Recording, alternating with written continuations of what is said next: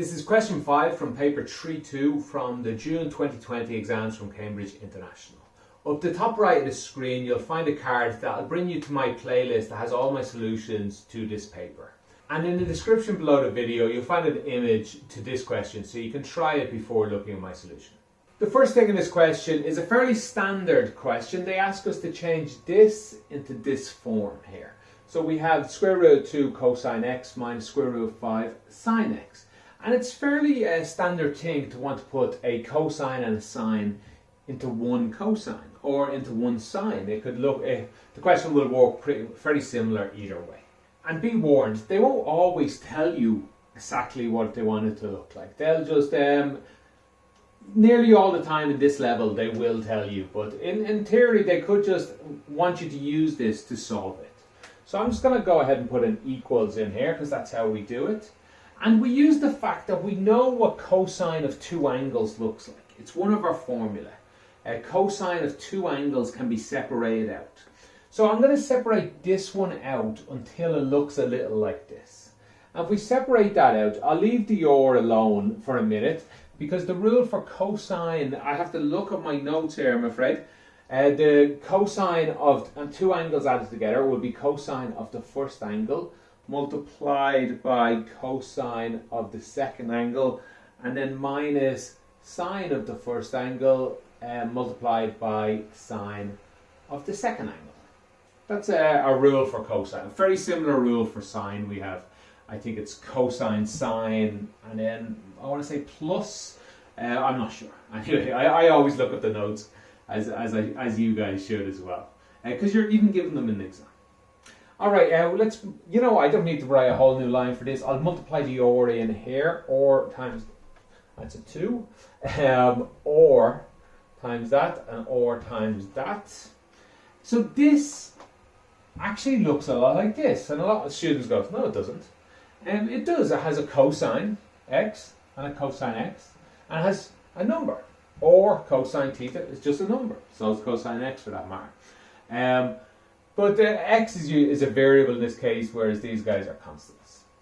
So if I write this again, and just like this guy, if I put the or cosine alpha first, cosine x, I don't need to write all this. I can see more clearly that this is square root of 2, this is cosine x, the same for this guy. So I can then say or cosine alpha is equal to square root of 2. I'll finish writing it out like this. Minus or sine alpha sine x, and if we equate this down, this is minus square root of 5 sine x. I'll just make a little gap there to make it more obvious. This or sine alpha is equal to square root of 5 now, or minus or sine alpha is equal to minus square root of 5. Minuses we cancel. So with that knowledge, I can get two equations. I can get or cosine alpha is equal to square root of 2, and I can get or sine alpha is equal to square root of 5. Now we need to do a simultaneous equation on this, but it's not our as standard one, so we need to cancel one of these things. We need to cancel the alpha or the or. I always go ahead and cancel the or, but for the second part of this question, we'll want to cancel the alphas. I'll go ahead and do what I'd usually do, because this question gave me a bit of trouble, only for a few seconds, I must say. And I was like, oh yeah, okay, I must get rid of the alphas. And I realised there was an easy way to do a part of this question. Anyway, I'll show you exactly what I did when I was doing it out. So I decided to get rid of the ors. If I divide one by the other, the ors will cancel out. So if I take the bottom one, let's say or sine alpha, and divide it by the top one, or cosine alpha, that should be equal to the bottom one divided by the top one. So that's what I did first. The ors cancel. That becomes tangent alpha is equal to the square root of 5 over 2. And that's easy enough to solve there. Alpha is equal to the inverse tangent of the square root 5 over 2. And put that in a calculator. Let me again check my notes. We'll get 57 0.688. Three decimal places they asked for. So that's the answer to that. But then they asked for the exact value of OR. So I just went ahead and put alpha into one of these formulas. And I didn't get an exact answer. My calculator rounded off. But then I squared it and I found the exact answer to be square root of 7. And I was like, square root of 7? And then I had a quick look at the answer form and it said students should have stated square root of 7. That sort of means a student could have easily known square root of 7 without any work. I was like, how is that? And then I thought, okay, well let me figure out what OR is myself and see where it came from. So how would you get OR? You could do this question again and cancel the alphas. So there's a little tricky way to cancel the alphas, but let me do it up here. Actually, no, I'll squeeze it in here. If you square both sides, we get OR squared cosine alpha squared is equal to, and we get OR squared sine squared alpha equals 5. And now if we add these together, the cosine alpha and the sine alpha, they don't cancel. But when you add cosine squared and sine squared together, you get 1. So adding these together, we would get OR multiplied by, well, let me write it out like this, plus sine squared alpha is equal, and add these together, equals 7. This is equal to 1. This is OR squared. So that's where I would get the exact answer, OR is equal to square root of 7. And more interestingly, OR will always equal, in this sort of question, will always equal this squared plus this squared square root of that, or the square root of this squared plus this squared. So that's how a student might just instantly have got what OR is. I've always been doing it the long way, like an idiot. So I'm happy to have learned something there. So that's your two answers. OR is equal to the square root of 7. Again, you could read that straight away by going this squared plus this squared and square rooting it.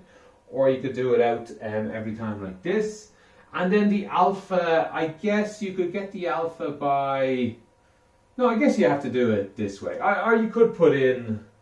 No, you could put in OR as a square root of 7 here and solve alpha with this equation or with this equation. Or you could do it the way I did it. Although you wouldn't need to if you had OR. Alright, that is part A. Let me rub this out. I need to keep these numbers here, OR and alpha. And I'll do part B. Alright, part B tells us square root 2 cosine 2 theta minus square root 5 sine 2 theta is equal 1 and wants us to solve it.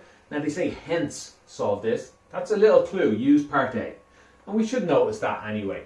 Part A looks very similar. Square root 2 minus square root 5. There's a cosine, there's a sine. Differences are there's x and 2 theta. That's no big deal. So yeah, instead of solving this, I will go ahead and solve square root of 7 cosine of, not x, 2 theta plus 57.688 is equal to 1.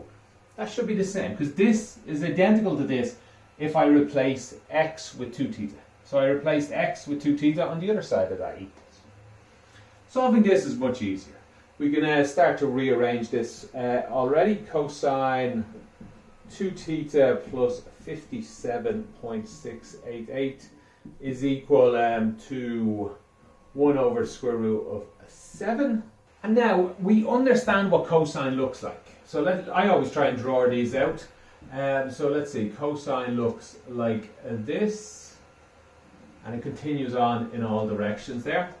And we understand what 1 over square root of 7 is. I could put it on a calculator, but really all I need to know is it's a positive number. That's the only important part to me, really. It's less than 1. Here's 1 up here. Here's 0. So it's somewhere in here. Let's just pick a random spot about there and say that's 1 divided by square root of 7.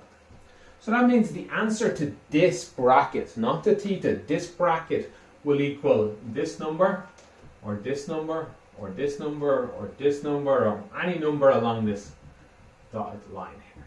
So that's the number I go ahead and solve. I do that by writing 2 theta plus 57.68 is equal to the inverse of cosine of 1 over square root of 7. And now the calculator will only give me one answer for this, but it'll give me this answer here. And that is, again, let me check my notes, 67 point, let's go with one significant figure, 67.8, this number here. But that's not the only answer. What about this number? That's 67, or 68. This is minus 68. So we'll go minus 67.8. And this number here, if this is 67 away from 0, this guy must be 67 away from, are we using, yeah, we're using degrees, 360. It must be 67 away from this one. So if I put in a calculator, 360 minus 67, I will get 292.2. Again, there's more answers though. Let me do another one that's over here. Let me write that one in. This will be 67 plus 360. That'll be, again, trying to read my notes from afar here, 427.8. And there's more. There's infinite more, and there's infinite more. I like to put in a few. I try and make a guess which ones are going to be useful to me.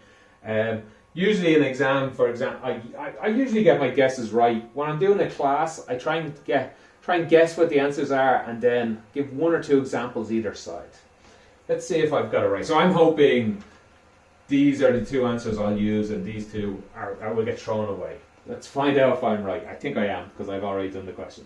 All right, let's stay solving. We're still solving for theta. So how about we get let's do this all in one go. Theta equals, if we take this number away from all of these and then divide by 2.